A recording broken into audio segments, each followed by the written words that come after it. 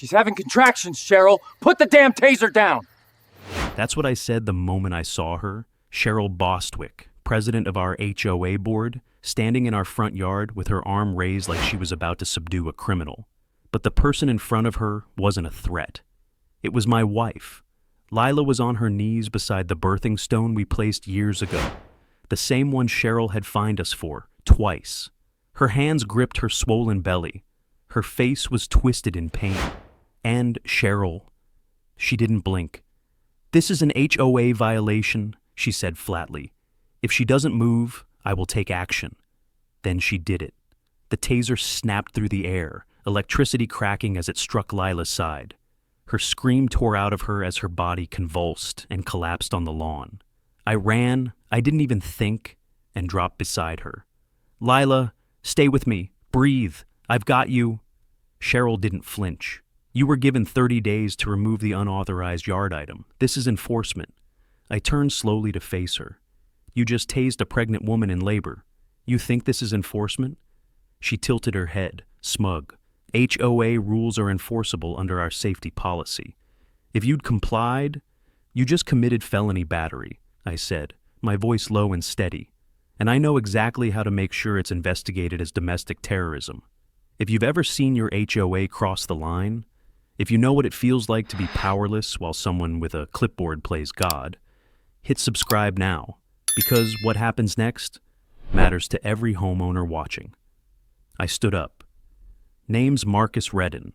I inspect emergency medical equipment across 3 counties. I helped rewrite state EMS enforcement language last year.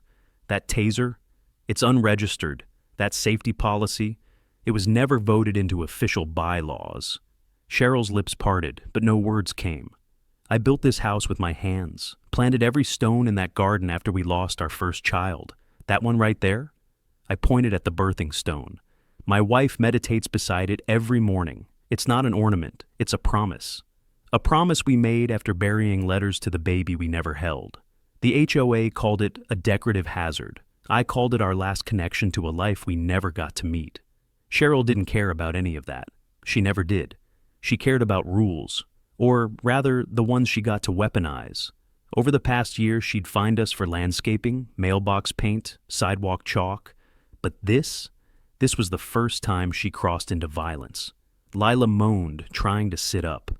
I cradled her gently, checking her breathing. Her belly was hard as a rock, a sign of active labor. The ambulance pulled up then, lights flashing silently, cutting the dusk with red and white.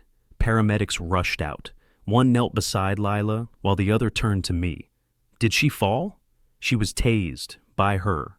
I pointed at Cheryl. The EMT's eyebrows shot up. "What? She's the HOA president? She thinks that gives her police powers."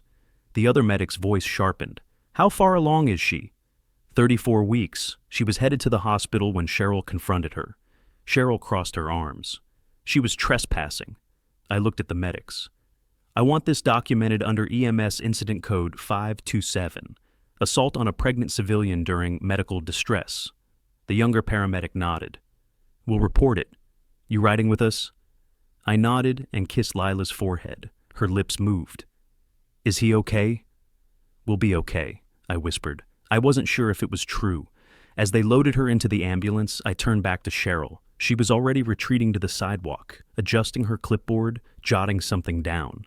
Like she was taking inventory, like none of it mattered. But it did. The moment that taser hit Lila, she became more than just a HOA president. She became a danger, and I had every intention of holding her accountable. Where are you watching from? Because if you think this can't happen in your neighborhood, you're wrong. The hospital lights had that sterile, too bright quality, like the world refused to soften even for the pain in it. I sat beside Lila's bed, our fingers barely touching, her body tense beneath the thin blanket. She hadn't spoken much since the taser. Every few minutes, her eyes would flutter open and scan the room, like she wasn't sure if she was safe yet. I knew the feeling. Dr. Patel stood at the foot of the bed, arms crossed, speaking carefully. "She's stabilized. The contractions have slowed, but the trauma response triggered a premature labor risk. We're monitoring the baby's heart rate." I nodded. My mouth was too dry to speak. She lowered her voice. "What happened in your yard wasn't just reckless. It was criminal. The EMT noted a full taser cycle. That's not just assault, Mr. Redden. That's aggravated battery. I know, I said finally, and I'm going to make sure it's treated like that. Lila stirred. Her voice was barely above a whisper. Did Cheryl get arrested? I looked away. Not yet.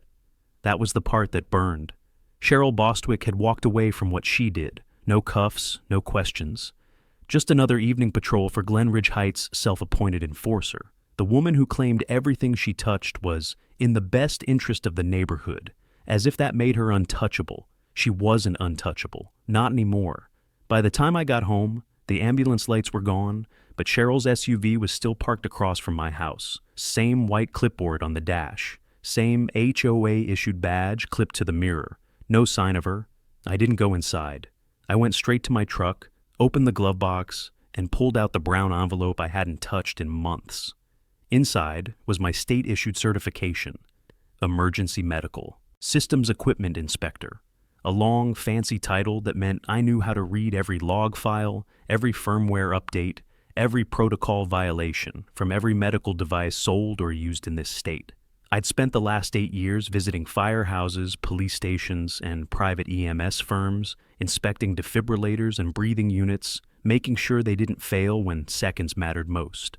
I wasn't a lawyer, I wasn't a cop, but I understood systems, and Cheryl, she'd just activated every one of them.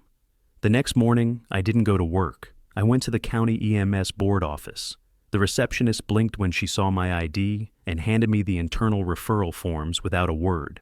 I filled out the first complaint under Protocol 527, civilian assault during medical crisis. Then I submitted a secondary under Regulatory Breach 83D, use of unlicensed emergency equipment on non-consenting individual during third trimester distress. I didn't use the word HOA once. I used terms like impersonation of safety personnel and unlicensed deployment of electronic restraint devices. Language mattered in reports. You don't write like you're angry. You write like you're building a guillotine one sentence at a time. By the time I left the office, I'd logged complaints with the Department of Health's Behavioral Response Oversight, the Office of Emergency Services Accountability, and Internal Affairs at the local precinct. Each one would trigger its own review, and Cheryl wouldn't even see it coming. That night, I took a walk through the neighborhood, not far, just a few blocks past the retention pond and around the tennis courts. Everywhere I went, porch lights flicked on. People peeked out from behind curtains. Some opened their doors halfway, like they had something to say, but weren't sure it was worth the risk. I didn't blame them. Cheryl had made an art out of quiet enforcement. She didn't just fine people. She embarrassed them, wrote letters to employers, emailed board members about unsuitable behavior or possible rule-bending tendencies. Last year, she pushed a neighbor's trash can into the street during a house showing just to ruin the sale. Nobody spoke up then. But now she'd tased a pregnant woman. And no matter how many forms she filed or citations she mailed, she couldn't erase that. When I got home, the birthing stone was still there, singed at the base, the grass blackened from the taser arc. I crouched beside it, ran my fingers over the sun engraving, and whispered to the memory of the child we never got to meet. We're going to finish what you started. The house was quiet behind me, but something in the neighborhood had shifted. Cheryl didn't know it yet, but the rules weren't hers anymore. I spotted Rachel Tennyson the next morning, outside the HOA clubhouse, standing under the awning like she didn't want to be seen walking in. Her hands were folded too tightly, her eyes scanning every yard around her like they might bite back. She wasn't wearing the HOA polo that Cheryl always insisted on for board visibility. Just a plain gray sweater and a black canvas bag over one shoulder. I didn't mean to stop, but I did. "Rachel," I said quietly. She flinched like I'd shouted. Then she looked up. "Marcus?"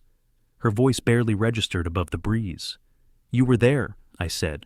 "After, I saw you across the street." She shifted, gripping the strap on her shoulder like it was the only thing keeping her upright. "I didn't see what happened. I got there after." I raised an eyebrow. "But you heard what she said." A pause, then a breath. "I heard her tell Brian that those people finally pushed too far." Those people. That's how Cheryl saw us. Not neighbors, not residents, categories, problems, threats to uniformity. Rachel stepped closer to the wall, as if to shield herself from the neighborhood. Her eyes darted to the clubhouse door behind her. "I have 10 minutes before the meeting starts." "What kind of meeting?" I asked. "Not official," she said. Cheryl called it an emergency compliance strategy review. No notice, no agenda. She just told the board to show up. I watched her closely. She didn't meet my eyes. She was speaking in a tone that made it sound like she wasn't really talking to me, more like confessing to herself. She rubbed the edge of her sleeve between two fingers. Nervous habit. "She's trying to get ahead of it," I said. Rachel didn't answer, but her silence said more than anything else. I took a step closer. "You know what she did, Rachel. You know that wasn't just a policy mistake. She assaulted a pregnant woman, in public." Rachel closed her eyes. "You think I don't know that?" Her voice cracked. For a second, the board member mask slipped, and she looked like someone who hadn't slept, who was trapped inside something she didn't build, but couldn't leave. "I joined the board to stop this kind of thing," she whispered. "I thought maybe I could be a check on her, but every time I tried to raise a vote, she shut it down. Said it wasn't in the purview, said I didn't understand enforcement." I studied her. "So why are you still showing up?" She opened her eyes again, and they were red around the edges. "Because I keep thinking if I don't, she'll have no one left to push back." There it was, the weight behind her silence, not complicity, guilt. A sharp voice cracked through the air behind the glass doors. "Rachel, let's go!" Cheryl. Her tone had that sharp, clipped cadence she used when she was in full command mode. The voice of someone who had never been told no by anyone who mattered. Rachel turned back toward the door but hesitated. "She's going to spin this," I said. "She's going to rewrite what happened like it was justified. She'll say Lila was aggressive, that the taser was a last resort. And if you sit there and let her, you'll be signing off on it." Rachel glanced back at me. "What are you going to do?" "I've already started," she swallowed. "What's that mean?" "It means Cheryl's going to learn what happens when someone who understands oversight decides to use it." Rachel's eyes lingered on mine a second longer, then she turned and went inside. But I saw the way her shoulders slumped, the hesitation in her step. She didn't walk like a loyalist. She walked like someone carrying something heavy. I stayed there another minute, watching the clubhouse. Through the frosted glass, I could make out blurred silhouettes, Cheryl pacing, gesturing sharply, two others seated, heads down. Rachel stood apart, arms crossed, her face turned toward the window, not the table. She saw me watching, and she didn't look away. When I turned to leave, I didn't have confirmation, not yet. But I had something just as useful, doubt. The kind that cracks even the strongest lies when it finally speaks up. By the time the official HOA bulletin went out the next morning, Cheryl had already rewritten the story. The email subject line read, "Clarification on yesterday's incident, community safety enforcement maintained." Her message was peppered with the usual buzzwords: disturbance, non-compliance, safety protocol, situational de-escalation. Not once did she mention a taser. Not once did she mention my wife's pregnancy. According to Cheryl, Lila had fallen during a confrontation, and I had intervened inappropriately. She closed it with a sentence that made my stomach clench. "The HOA board stands united in support of swift, corrective action for those who endanger our standards." I forwarded the email to the state's EMS regulatory board and attached the body cam transcript from Officer Grant's visit. Then I filed it in a folder I had named Cheryl, Fabrication Patterns. I hadn't said a word publicly yet. That wasn't the strategy. The longer she lied, the more official her lies became. And the more official they looked, the harder they'd fall once the oversight bodies reviewed the real data. Still, I wasn't prepared for what happened that afternoon. I came home from checking on Lila at the hospital to find a notice of emergency hearing duct taped to our front door. Subject: unauthorized display by use of potentially symbolic or religious imagery in front yard.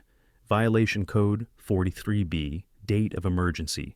HOA enforcement meeting. Thursday, 7 p.m.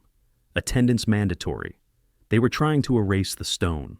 Lila had gone into early labor. Cheryl had tased her. And now, the same board was fast-tracking a vote to have the birthing stone removed under some vague clause about religious neutrality. They couldn't silence what had happened, so they were going to eliminate the symbol that reminded everyone of it. It wasn't just petty. It was coordinated. I scanned the rest of the paper. It was signed not just by Cheryl, but also by Brian Harlow, the HOA vice president, and initialed by Rachel. But something was off. The initials weren't Rachel's full name, just RT. It looked rushed, sharp, slanted. I pulled out my phone and called her. She didn't answer. A few hours later, while reviewing my equipment logs from home, my email pinged. Subject, HOA hearing documentation. From Rachel Tennyson. No greeting, no sign-off, just a single sentence. I didn't agree to that vote. I wasn't even present when they posted the notice. There it was. Cheryl was forging consent. I replied simply, "Can you prove that?" Another ping, this time a photo, a timestamped screenshot of a Zoom calendar, invite from her day job at the county utilities office. 7 p.m. that evening. A regulatory finance meeting, required attendance. Her camera feed was visible in the corner, a full screen away from the HOA clubhouse. She hadn't signed anything, which meant Cheryl had forged a quorum. The HOA bylaws required a 3-member board vote for emergency enforcement action. Rachel's name was on the notice, but Rachel wasn't in the room. It was the crack I'd been waiting for. That night, I walked the block again, this time slower, not to scare anyone, not to threaten, just to be seen. Neighbors raking leaves nodded at me. One man, older, with a limp, paused as I passed and muttered, "Heard about what happened. She's got no business carrying a taser." Then he went back to raking, like he hadn't said anything at all. The clubhouse was lit up again. Cheryl's SUV was out front, parked diagonally across 2 spaces like it always was when she wanted people to know she was inside. I didn't go in. I just stood on the sidewalk across from the windows, arms crossed, waiting. A few minutes later, someone inside pulled the blinds shut. They knew I was watching, but this time, they didn't want to be seen. The morning after the forged hearing notice, I received a call from Officer Grant. "I figured you'd want to know," he said. "We just got an official inquiry from the state EMS board regarding the taser incident." I stood in the kitchen, phone to my ear, staring out the window at the blackened patch of grass around the birthing stone. Already? Faster than usual, someone must have triggered an expedited review. That wasn't luck. That was certification weight. I hadn't just filed as a citizen. I'd filed as a registered systems inspector with cross-agency clearance. Every form I'd submitted included my credentials. Bureaucracy doesn't move quickly unless it's afraid of missing protocol. And now, it was afraid. "What happens next?" I asked. "They'll assign a review officer, probably someone from the county health division. If they decide there's cause, it gets referred to the district attorney. If not, it dies." Quietly, I finished for him. "Yeah." I nodded, even though he couldn't see me. "I'm not letting it die." As soon as I hung up, I opened my laptop and pulled up the local EMS compliance portal. Most people didn't know this existed, let alone how to use it. But I'd spent years auditing departments with missing inventory or expired firmware. I knew how to trace patterns. I searched the equipment registry by brand and model. Cheryl's taser hadn't been manufactured in over 7 years. There were only 3 known operating units left in the county system, all flagged as non-compliant retired. That meant one of 2 things. She'd purchased it illegally, or she'd modified a retired unit. Either option was grounds for criminal referral. I downloaded the device profile and noted the serial number range. Then I submitted a request for a compliance trace through the Office of Public Safety Enforcement. Not a police request, a regulatory one. Lower profile, slower but harder to dodge. That wasn't the end of it. I also pulled up our HOA's insurance certificate. It had been posted as required on the community portal last month. The liability coverage listed, "No board-authorized physical enforcement permitted. Individual liability applies." In plain English, if Cheryl claimed she tased Lila on behalf of the board wasn't covered. Any lawsuit would go straight to Cheryl's personal assets. I saved the PDF and labeled it, "Coverage Breach, Board Not Protected." That evening, I visited Lila again. She looked stronger. Her color was back, though she still moved gingerly. Her hand found mine as I sat beside her. "You've been quiet," she said. "I've been building a wall," I replied. She raised an eyebrow. "Of paper and protocol. Every lie Cheryl writes, I stack something that crushes it, quietly, properly. She smiled faintly. You always were better at the long game. I kissed her forehead. And I'm not losing this one. Back home, my inbox pinged. It was from Rachel. Subject, re. You asked for proof. Body attached is a screenshot of Cheryl's internal HOA messaging channel. She's trying to rewrite board timelines. This one's dated the night of the incident. I opened the attachment. It was a cropped image from the HOA Slack account, showing a message Cheryl had sent to Brian and Rachel at 10:47 p.m. the night of the taser attack. We'll need to backdate the emergency vote to Wednesday to avoid procedural questions. Just add Rachel's initials. She's always supported removal of the yard item. My chest went still. She hadn't just forged consensus. She admitted it in writing. Rachel followed up with a one-line message. I haven't responded. I won't cover for her. I replied, don't. I'll take it from here. Then I copied the image into a separate folder labeled Fraudulent Conduct, Internal Collusion. Cheryl had stepped over every legal line imaginable. And now I had evidence. Not circumstantial, not hearsay. Evidence in her own words. Outside, the street was quiet, but something inside the house hummed with purpose. Not rage, precision. Because when you've worked in systems long enough, you learn something simple and powerful. No matter how loud someone shouts, the paper always wins. I didn't sleep that night. My body was still, but my mind churned through every form I'd filed, every timestamp, every message Rachel had sent. The silence in our house felt hollow without Lila in it, like the air itself was holding its breath. By sunrise, I'd outlined the entire sequence in a private case file, a detailed timeline that started with Cheryl's first fine on the birthing stone and ended with the forged board vote. Each line was linked to a supporting document. Each event was dated, cross-referenced, and aligned with a specific regulatory breach code. I'd worked years around emergencies. You don't stop chaos, you prepare for it. You box it in with process until it has nowhere left to run. At 9:12 a.m., my phone rang. It was from a number I didn't recognize. This is Marcus. Mr. Redden, this is Amanda Keller from the State EMS Oversight Division. We've reviewed your filings and the footage from Officer Grant's body cam. I've been assigned as the investigative liaison. Her tone was clipped but calm, professional. I've initiated a preliminary compliance investigation into the use of the taser. The footage shows your wife unarmed, non-combative, visibly pregnant, and already in distress at the time of use. That gives us enough grounds to move forward. I didn't realize how tightly I'd been gripping the edge of the counter until my knuckles throbbed. Amanda continued, I've also been in touch with the Department of Health regarding potential violations under civilian restraint law. We'll be coordinating with them. When will Cheryl be contacted? Today. We're issuing a formal notice of inquiry. She'll be required to respond within 72 hours. And if she doesn't? Failure to respond triggers immediate escalation to the district attorney. I thanked her. I meant it. After I hung up, I didn't sit down. I went outside and walked to the birthing stone. The grass was still scorched around it, but the stone itself was untouched, solid, unmoved. I knelt beside it and ran a hand over the sun engraving. A breeze picked up. Somewhere down the block, a neighbor's wind chimes trembled. That afternoon, I received confirmation from the insurance carrier listed on the HOA liability certificate. I had submitted an anonymous query asking whether a physical confrontation by a board member during an enforcement encounter would be covered. The response was swift and clear.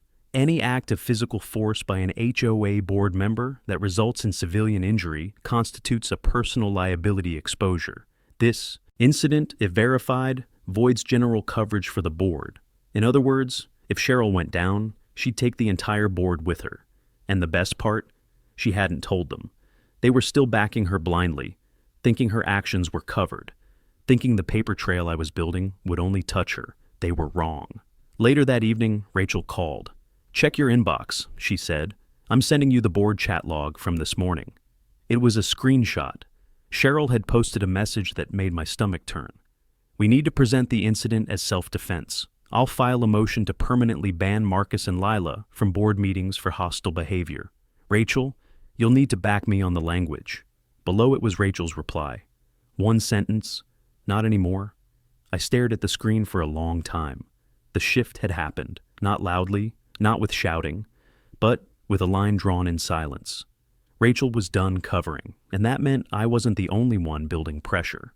I spent the next few hours compiling every report, email, screenshot, and timestamp into a single document, a master case brief, ready for formal submission to both oversight divisions. I labeled it Glenridge Heights, Pattern of Abuse. As I clicked save, I heard a car engine outside. I moved to the window. Cheryl's SUV rolled slowly down the street, slower than usual. Her window was down. Her eyes flicked toward my house as she passed, just for a second. And for the first time, she didn't look smug. She looked unsure, like maybe, finally, she could feel the ground shifting beneath her. Rachel knocked on my door just after sunset. No text, no warning. She stood on the porch with her coat unbuttoned, a folder clutched tight against her chest like she might change her mind if she let go of it. I opened the door and stepped aside without saying anything.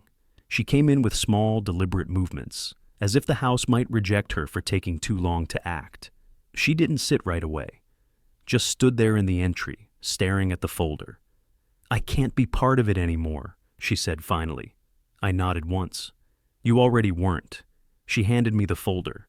Her fingers lingered on the edge for a second before releasing it. Inside were 6 printed pages, transcripts of HOA board messages and audio notes Cheryl had sent through the internal chat system. Most were time-stamped over the last 48 hours. Rachel pointed at the top page.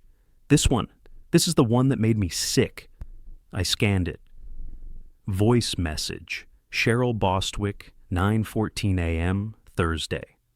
"If we let him set the narrative, the whole board takes the fall. I don't care what she was doing in the yard. Once you cross that line, enforcement takes over. We act soft now, the neighborhood will think anyone can resist compliance." My jaw tightened. "She's justifying it, not denying it, not even softening the language," I said. "She thinks she's above all of it," Rachel replied, her voice bitter. "When I called her out this morning, told her I wouldn't co-sign anything else, she told me I lacked the spine for neighborhood leadership." I looked up from the folder. "And yet, here you are." Rachel sat down at the edge of the couch like it was unfamiliar terrain. The moment she forged my initials on that vote, I realized I wasn't neutral anymore. If I stayed silent, it wasn't protection. It was participation. I nodded slowly. "Then let's make it count." I added the folder contents to the digital case file. With these recordings, Cheryl's defense collapsed. This wasn't a misunderstanding or procedural error. It was targeted enforcement, admitted openly by the enforcer herself. It tied everything together: the forged vote, the taser assault, the insurance breach. Rachel watched me work, silent for a few minutes. Then she said something I didn't expect. She scared me for a long time, not physically, but the way she made people disappear. Not literally, but reputationally. A whisper in the right ear, a phrase in a newsletter. Suddenly, people stopped waving at you. "She weaponized order," I said, "and made it look like community." Rachel leaned forward, her elbows on her knees. "After Lila was tased, I didn't sleep. I kept hearing Cheryl say that line, 'We act soft now,' and I realized she wasn't protecting the neighborhood. She was trying to own it." We sat in silence for a moment longer. Then I opened the file drawer beside my desk and pulled out a new folder, this one labeled Final Assembly.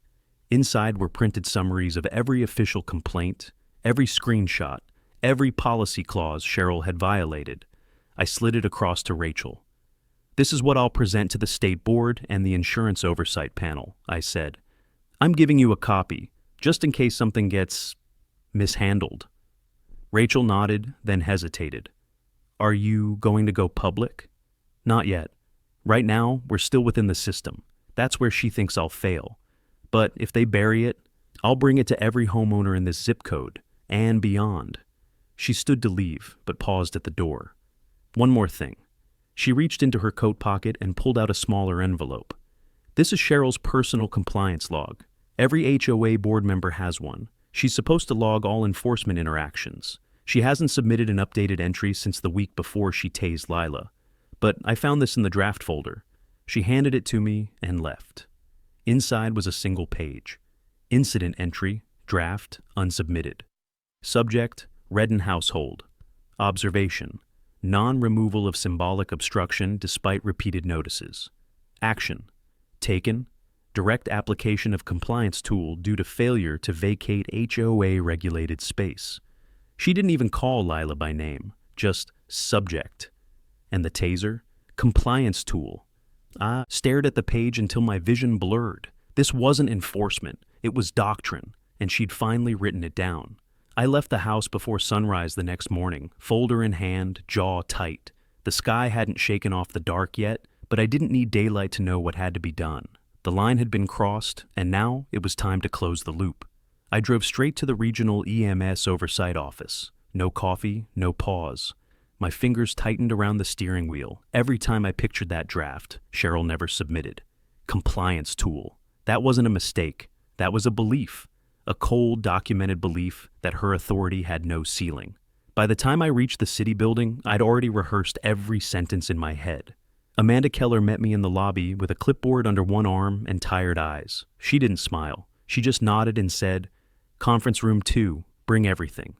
The room was small, windowless, and smelled like disinfectant and stale air. But it had what I needed, a long table, a power outlet, and a formal recording setup for official testimonies. I placed the folder on the table, then connected my laptop. "I've assembled a complete case record," I said, opening the screen. Timestamp messages, voice memos, and unsent HOA documentation showing intent. I've organized it by type: violations of EMS code, board malfeasance, insurance breaches, and direct procedural fraud. Amanda sat down and pulled out a pen. "Let's walk through it, one category at a time."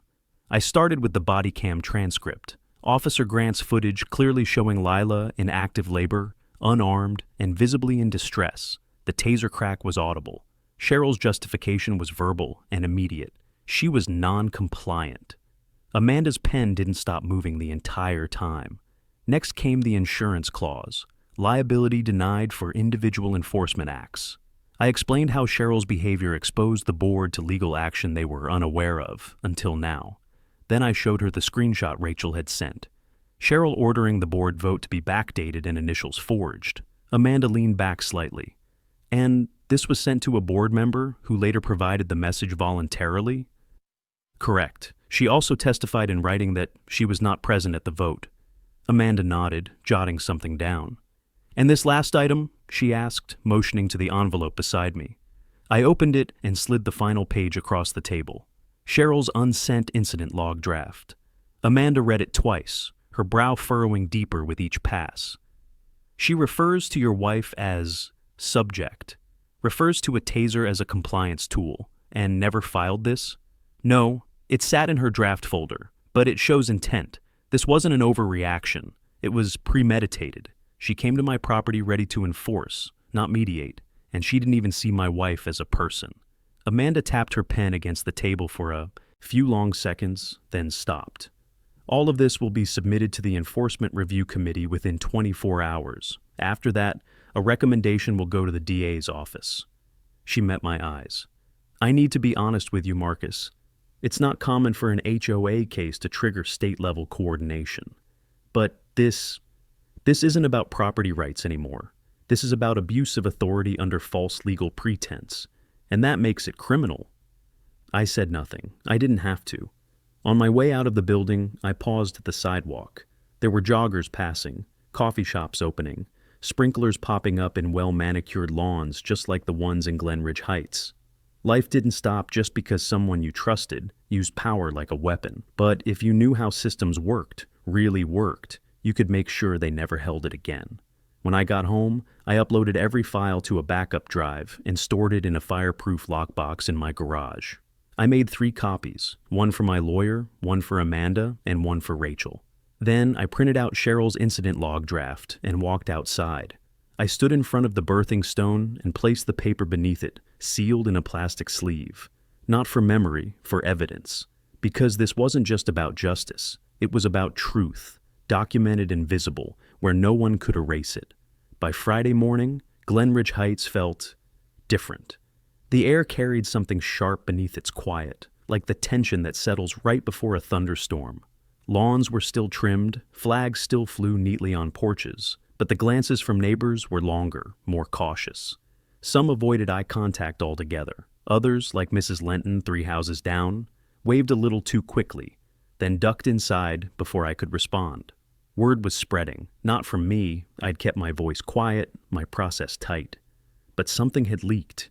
Maybe Rachel, maybe Officer Grant, maybe one of the state-level clerks caught wind of Cheryl's name during internal routing and said too much over lunch. However it happened, the silence around Cheryl had begun to fracture. I spent the afternoon preparing the physical delivery packets. I wasn't relying on email anymore. Bureaucracies might tolerate digital forms, but they respect printed copies and labeled folders. I wanted the case to feel heavy when it landed on every desk. I'd already dropped off Amanda's packet. Next was the Department of Health. I parked near the municipal building and walked in with the second packet under my arm. Inside, the receptionist barely looked up. Drop-offs are logged at the window on the left. I signed the log, placed the folder in the bin, and turned to go, only to spot someone coming in through the main doors. Brian Harlow, HOA Vice President. He froze when he saw me, mouth slightly open like he'd been caught halfway through a sentence that didn't belong to him. Brian? He nodded once. Marcus? We stood there in awkward silence. Then he glanced at the folder still in my hand. You pushing this to health now, too? It involves civilian injury, I said, which puts it under their jurisdiction. He rubbed the back of his neck. Cheryl didn't tell us she used a taser. She just said your wife was being non-compliant and things got out of hand. I didn't answer. I didn't need to.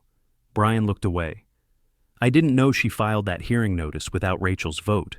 I didn't know any of that until yesterday. And now that you do, he shifted uncomfortably. There's a board meeting tonight. Internal, no residents, just us. I raised an eyebrow. Going to remove her? We're talking about options. Then here's one more, I said, pulling a sealed envelope from my coat. That's a summary of the insurance liability breach. The HOA's general policy won't cover her actions. If you continue backing her, you're opening yourself up to personal financial exposure. Brian didn't take the envelope at first. Then he did slowly. She really crossed the line, didn't she? He asked quietly. She wrote her own line, I said, and expected no one would challenge her. He didn't reply. That night, I stayed home. I didn't need to be at the board meeting. I'd already placed the necessary pressure where it belonged. Instead, I reviewed my documents one last time, then uploaded everything to an encrypted cloud drive with timed access. If anything went missing, I could restore it in seconds. No one was getting around me with procedural tricks. Around 9 p.m., my phone buzzed. It was Rachel, just 2 words. She's unraveling. No context, no follow-up. But I didn't need one. The next morning, a notice appeared on the HOA website, one of those generic updates wrapped in legal phrasing. Pending review of recent events, Glenridge Heights HOA Board has temporarily suspended the enforcement authority of President Cheryl Bostwick. Further announcements will follow pending agency findings. I read it twice. No apology, no acknowledgement of what she'd done. But it was a start. A shift. Later that afternoon, as I stepped outside to check the mail, I saw Cheryl herself standing down the block. Clipboard in hand, posture stiff. But she wasn't walking up to doors anymore. She was just standing there. We locked eyes. For the first time since the taser cracked through the air, she looked small, not powerless, but shrinking. I didn't wave, didn't speak. I simply turned back toward the house, past the stone she'd tried to erase, and closed the door. Because the next time she heard my name, it wouldn't come from a neighbor. It would come from the state. Monday came with a knock on my door, not forceful, not frantic, just firm, measured, official. When I opened it, 2 people stood on the porch, one man in a dark windbreaker with a laminated badge clipped to the zipper, and a woman with a clipboard and a leather bag slung across her shoulder. Mr. Marcus Redden? The man asked. Yes. I'm Investigator Ray Sandin with the State Department of Health. This is Compliance Officer Dana Neely from the EMS Oversight Division. We're here to conduct a site visit related to the complaint you filed against Cheryl Bostwick. I stepped aside. You're right on time. We walked together to the front yard. The grass was still discolored where the taser had left its mark. The birthing stone sat undisturbed, surrounded by a ring of fresh mulch I'd laid over the weekend. not to hide the burn, but to frame it. Dana pulled out a small tablet and began taking photos while Ray stood beside me. "Tell me what happened," he said, in detail. I recounted the sequence again. Cheryl confronting my wife, taser drawn, no warning, no verbal de-escalation. I explained Lila's pregnancy status, the known medical risk of trauma during contractions, and Cheryl's use of force under the false premise of enforcement. I handed over the laminated folder with the incident log draft, the voice memo transcripts, and the time-stamped Slack messages from Rachel. Ray read each document without speaking, his eyes narrowing at the phrasing Cheryl used. "This language," he said, tapping the page, "this is what does it. Direct application of compliance tool. That's not a mistake, that's intent. It shows she believed she had authority to use force." "She never did," I said. "The bylaws don't grant that kind of power. I've read them, twice." Dana glanced up from the mulch circle. "We also reviewed Glenridge Heights' HOA liability insurance," she said, "and their board training documents. There's no provision for physical engagement. Her use of a taser qualifies as an unsanctioned enforcement action under state code." Ray folded the papers and tucked them into his case file. "We've already interviewed Cheryl. Her story doesn't match the evidence. She downplayed the taser, said it was discharged by accident, but the body cam shows otherwise." "She held the trigger," I said. "She made a choice." Ray nodded slowly. "And now she's going to answer for it." They left just after noon. I watched their car disappear around the corner before heading back inside. 2 hours later, my phone rang. "Mr. Redden, this is Amanda Keller." I sat down at the kitchen table. "I had visitors today." "I know. That was part of the formal escalation phase. I wanted to let you know the Oversight Division has completed its internal review. Cheryl Bostwick's case has been referred to the District Attorney for prosecution." I exhaled slowly. "Charges?" "At minimum, felony battery on a pregnant civilian, impersonation of enforcement authority, and procedural fraud under HOA regulatory law." "And the board?" "They've been issued a conditional notice. If they don't remove Cheryl from her position permanently, the Department of Insurance will revoke their liability protections. That means full civil exposure." I didn't speak for a moment. Then I said, "Thank you." Amanda's voice softened. "You built the case, Marcus. We just followed the threads." After the call, I walked back outside and sat on the porch. For the first time in weeks, I felt the stillness of the neighborhood settle in like it used to. Before the patrols, before the fines, before fear crept between fences. The sun was starting to set when a car rolled slowly up the street. A sheriff's cruiser. It came to a quiet stop 3 houses down, right in front of Cheryl Bostwick's home. The deputy stepped out, adjusted his duty belt, and walked up her front path with a paper in hand. He didn't knock, he handed it to Cheryl, who stood frozen in the doorway. I couldn't hear what he said, but I didn't need to. The next moment, she stepped back inside. The door didn't slam. It closed slowly, deliberately, like something had ended, and this time, it had. The meeting was held in the Glenridge Heights clubhouse, the same space Cheryl had ruled from for the past 5 years, like it was her private courtroom. But tonight, something was different. For one, she wasn't seated at the head of the table. The chair was empty. The folding chairs were arranged in rows instead of circles, the way they used to be when the HOA actually cared about listening. The bulletin board near the entrance had been stripped of all notices except one: special emergency meeting, board restructuring, and public review. I arrived early but didn't speak. I took a seat in the back row and waited. By 7 o'clock, the room was full. Neighbors I hadn't seen in weeks were suddenly here, some with arms folded, others with hands nervously in their laps. Brian sat near the front, papers in hand, his jaw tight. Rachel stood behind the refreshment table, not pouring drinks, just watching. Then Cheryl walked in. She didn't carry a clipboard, no taser, no badge, just a handbag and a face frozen in practiced neutrality. The murmur in the room dropped instantly. She walked past everyone like nothing had happened, sat in the second row, and crossed her legs. Brian stood and cleared his throat. "This meeting is being held under the Emergency Provisions Clause of the Glenridge Heights Charter. We've been advised by the State Department of Health, the EMS Oversight Division, and the Department of Insurance that continued association with Cheryl Bostwick in a leadership capacity constitutes legal risk. A beat of silence. Then, from somewhere to my left, a neighbor spoke up. "So you're firing her?" Brian's voice caught for a second, then steadied. "This is a removal vote, effective immediately if passed." Cheryl didn't flinch. She just looked at him like he was a child trying to explain math to a teacher. Rachel stepped forward. She didn't raise her voice. "I want to read something," she said, pulling a folded paper from her coat. "This is from an internal message Cheryl sent to the board the night after the incident." She read it aloud. "We act soft now. The neighborhood will think anyone can resist compliance."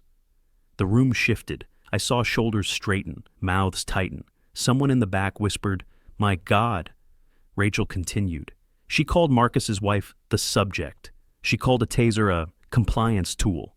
She forged my initials on a hearing notice. I kept quiet too long. I won't anymore." She folded the paper and stepped back. Brian raised his hand. "All in favor of removing Cheryl Bostwick from the Glenridge Heights HOA board, effective immediately, say aye." The wave of voices was loud and immediate, dozens of ayes in overlapping bursts. I watched as hands went up, even from the far corners. Only Cheryl didn't move. Brian didn't ask for nays. He just nodded and said, "Motion passed." That was it, just like that. For the first time in years, she had no authority in this room. Rachel walked over and handed Cheryl a single sheet of paper. I couldn't see what was on it, but I could guess. Probably a formal confirmation of the vote. Maybe a copy of the investigative findings. Maybe both. Cheryl took it, stared at it, then looked around the room like she was seeing it for the first time. No one met her eyes. When she stood to leave, her movements were stiff. Not because she was afraid, Cheryl never gave anyone that satisfaction, but because something inside her had collapsed. The wall she'd built around her version of control no longer held. She walked toward the door. Halfway there, she paused. Then slowly, she turned to face the room. "I only did what I thought was best for this community," she said. Her voice didn't rise. It didn't plead. It just hovered. Then she left. The door clicked shut behind her. No one clapped. No one cheered. We didn't need to. Because the silence that followed wasn't submission anymore. It was relief. It was reclamation. And in that quiet, for the first time since the taser cracked across our yard, I let myself breathe. I brought Lila home the next morning. The hospital had cleared her for monitored bed rest, and though the baby hadn't arrived yet, her vitals were stable. Still, she moved slowly, each step cautious, every shift of her body measured like her ribs remembered the jolt, even if her skin didn't bruise. I held her arm as we stepped out of the car and onto the driveway. The first thing she saw was the birthing stone. It sat exactly where it always had, framed by fresh soil and new native grass cuttings I'd spread over the burn marks. But it wasn't about the landscaping anymore. It had survived. So had we. Lila's fingers gripped mine tighter.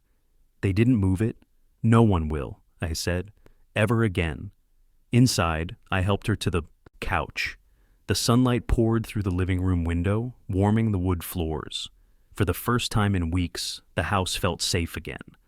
Like it belonged to us, not to fear. She looked around slowly. "Did they arrest her?" I nodded. "The DA issued a summons. The charges are stacking. Battery, impersonation, procedural fraud. They won't go away." "And the board?" "Removed her. Officially." Rachel made sure of it.